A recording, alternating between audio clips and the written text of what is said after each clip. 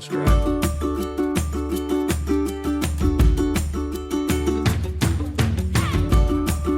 I'm Mara. And I'm Julia. And we're going to do the layers of the ocean activity. This is a simple science experiment that teaches students about the layers of the ocean and about liquid density.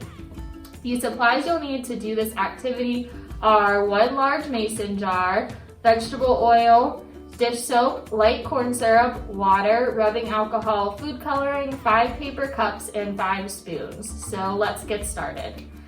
All right, the first step of this activity is to create the trench layer. So you mix 3/4 cup of light corn syrup with the darkest food coloring in a paper cup. Once mixed well, pour the bottom of it into your mason jar.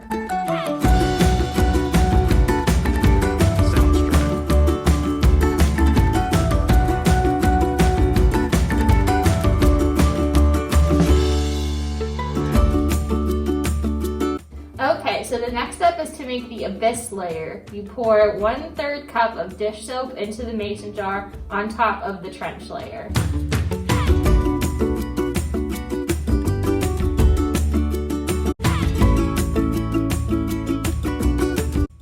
Okay, the next step is to make the midnight layer. You mix 3/4 cup of water with food coloring in a paper cup and carefully pour into the mason jar on top of the abyss layer.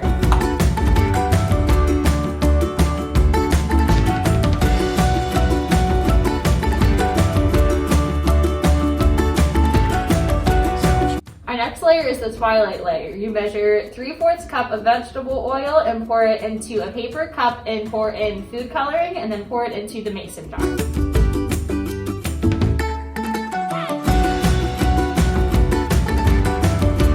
Now that we've completed all of our different layers of the ocean, you can start to see the separation. So one of the questions you'll want to talk about is, how do all the liquids stay separate? And here's the answer. Like solids, liquids are made up of different numbers of atoms and molecules. In some liquids, these atoms and molecules are packed together more tightly, resulting in a denser or heavier liquid, like the corn syrup, which is at the bottom here. These different liquids don't mix with one another because they are not the same density. This separation forms all of our different layers of color in the jar. Thanks so much for joining us today. We hope you had fun with this activity just like we did. Have a good day. Bye.